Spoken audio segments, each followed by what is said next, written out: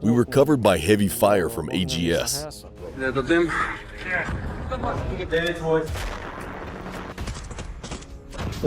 You know, in all of their cries, the fact that they were shouting Allah Akbar, I only heard self-consolation for themselves.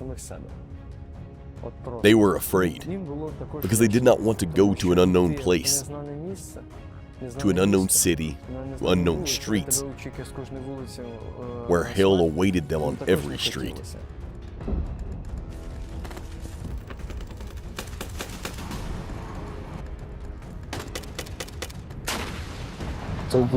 It was hot there. It took us to such a ring that I thought it would be the end of it. In this episode, a Ukrainian soldier, a commander of a special forces unit with the call sign Paco, will tell us about the most difficult moments of his combat experience.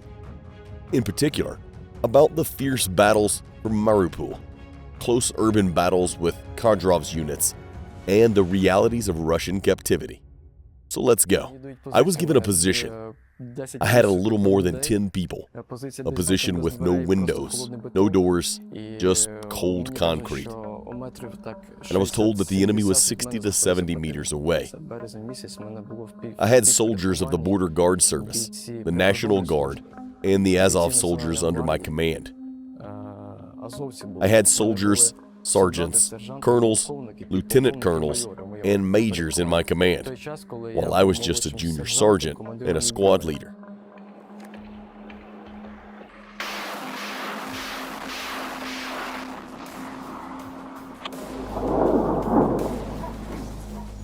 These were my first battles. Later, the situation there only got worse and worse. There were fewer people, less rest, less ammunition, and more enemies. There is a memorable day in my life. This is the day we encountered the Sparta unit. This unit was once commanded by the DPR militant Motorola, who trained it.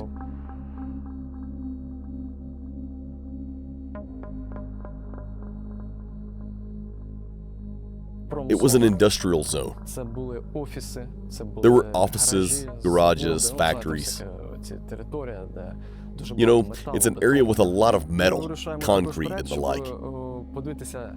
And we went forward to have a look and prevent the enemy from entering. That is, to be proactive. And it turned a situation where my fighter climbed a building to get a better view and understand where everyone was.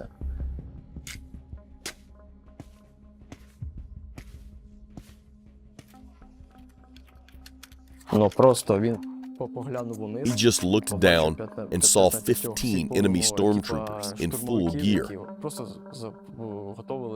ready to attack us.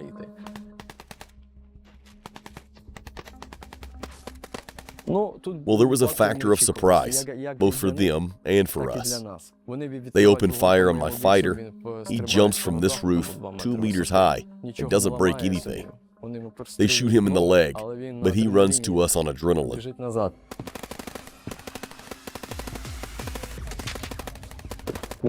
He informs us about the enemy, and their attack starts badly because they wanted to break through to us with the element of surprise. But they didn't know where we were, and they didn't know exactly where our position was. It was in one of the office buildings, and there were many of them. To be honest, they worked well. Simply put, they were professionals.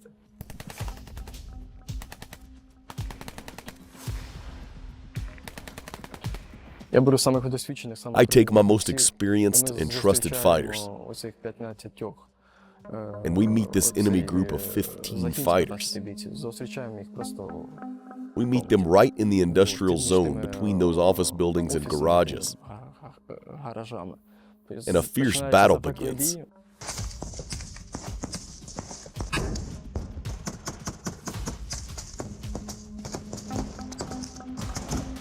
I was surprised that they called in 120 caliber mortar fire directly on themselves.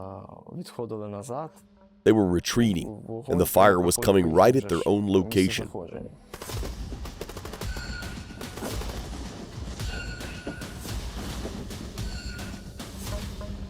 І я хочу сказати, що це я до кінця не міг зрозуміти. Це I mean, I couldn't fully відвага, understand whether it was чи courage це or some kind of безумство stupidity якесь on було their з їхньої part. сторони.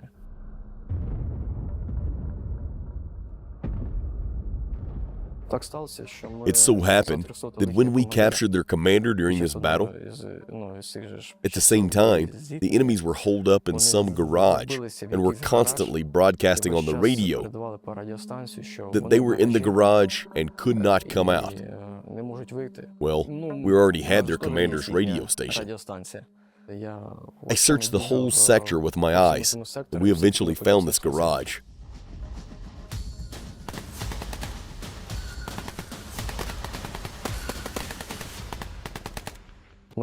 We covered this garage with such a dense fire that there was hardly anything that could have survived. We turned it into a colander.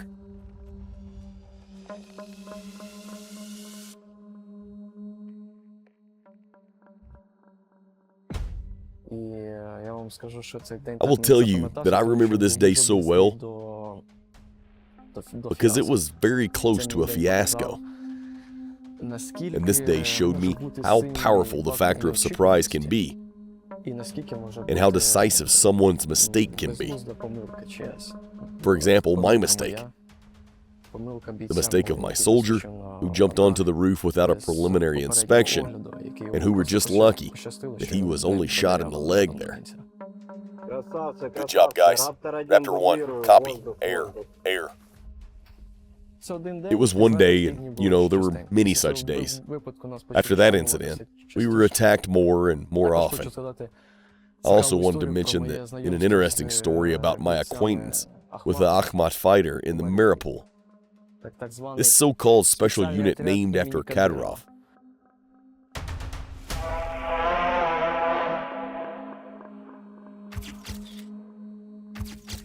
I will tell you that this is the real enemy. The day before, we had hidden our anti-tank mines in different places. They were lying in one way, and that night, we decided to move them a little bit, some 20 centimeters to the right, others 20 centimeters to the left. We prepared in advance. The next morning, an armored vehicle with full complement of Kadyrov's men exploded on our hidden mine. I felt good in my heart that we had taken care of such actions in advance.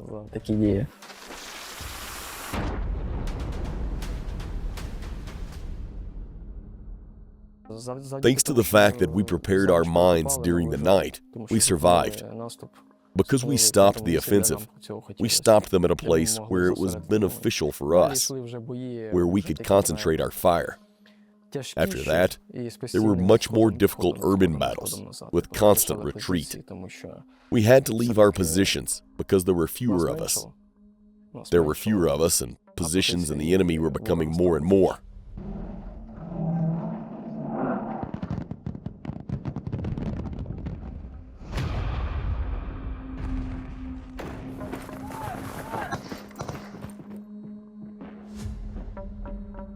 If to count contusions and head brain injuries, I have 5 wounds. The first severe contusion was from an airstrike. The second severe contusion was from a tank shot at a building. After the second contusion at Azov, I was told that it was not advisable for me to get any more contusions. After the third one, my head would be muddled. I would just be like a clam, and that's it.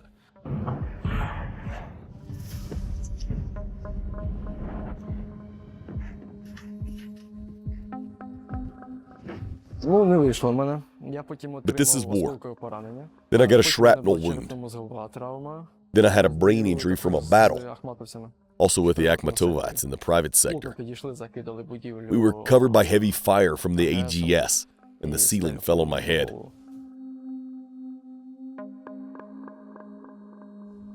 I had already woken up when they took me away from there. The 5th injury was a bullet wound to the leg, which led to a fracture. That's it.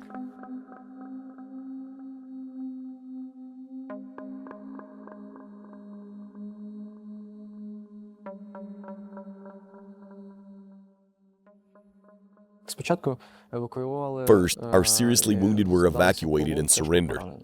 We had 56 or 57 such people there.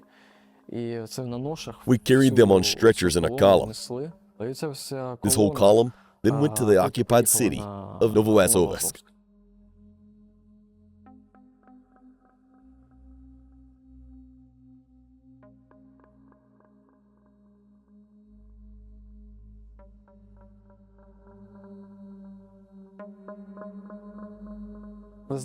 You know, they were really pushing the news that Azovstal had fallen, that these famous Azov fighters were already captured. They were broadcasting this news everywhere. While we were being taken, their cameras were filming us endlessly. After that, we were taken from Novoazovsk to occupied Donetsk. We were brought up to the 15th Hospital, the Republican Rehabilitation Center. It has a rather pretentious name, but in fact, it is a horror. And for example, the problem with my leg might not have happened at all had they just put me in a simple cast in time, but they didn't want to do that.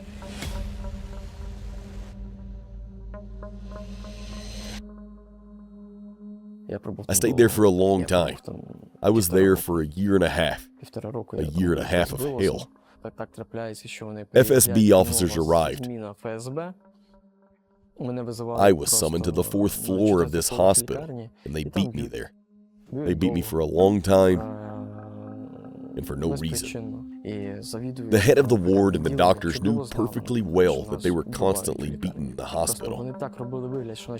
They just acted as if nothing had happened. When we were brought to the ward beaten, you know, they just walked around as if they didn't see anything. They ask, "Are you okay? Do you need an injection?" They knew perfectly well what was happening to prisoners there, what screams they were hearing, how our people were shouting and asking them to stop the beatings. It was impossible not to hear it. And I realized that they were just animals.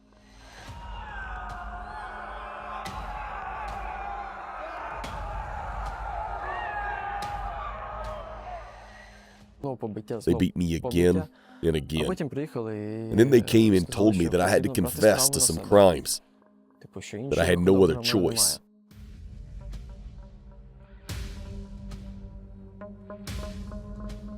I was first taken to one of the Russian colonies. Simply put, this is a colony that is known for its brutal methods, where they treat our prisoners of war harshly. And when I arrived there, you know, I felt their real captivity.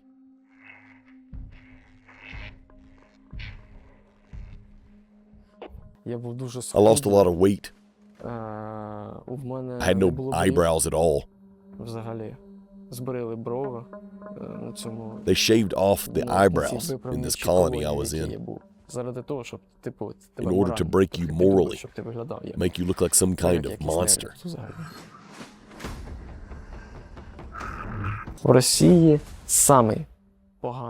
In Russia, the worst convict, the most vicious prisoner who is imprisoned for the most serious crimes, will feel better than our prisoners of war. Where our guys are sitting, Russian prisoners gave them their food. In fact, they shared their food rations gave them sugar, bread, something sweet, and cigarettes, because they felt sorry for us. Sorry for the prisoners of war.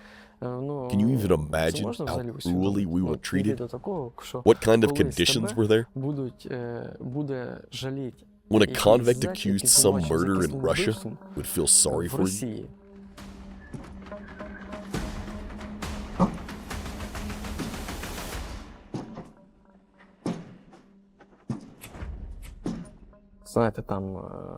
There, every Russian prisoner had a certain amount of time to watch TV, according to the daily schedule. So they told us about the latest news. We knew about our Kursk operation, about what was happening there. And so, when Kursk was happening, I had a great hope that maybe after that, maybe we would return home. because the І, exchange fund was можливо, increasing, все-таки and maybe the росіянам Russians захочеться would want to повернути return своїх, theirs, а ми and we опинимося would return вдома. home.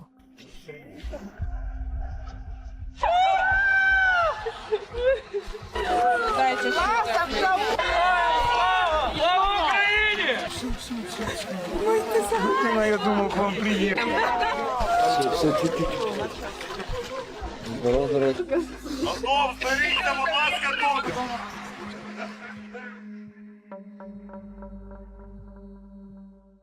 Я мріяв I dreamed of опинитися being at вдома, home. я мріяв I dreamed робити of якісь речі, doing які some раніше things собі that не I hadn't had дозволяв time to робити, do наприклад. before. Я мріяв I dreamed of meeting my family. зустрітися з сім'єю. It was От really справжні these мрії dreams мене that saved me, рятували. А and також also my друзі. friends there.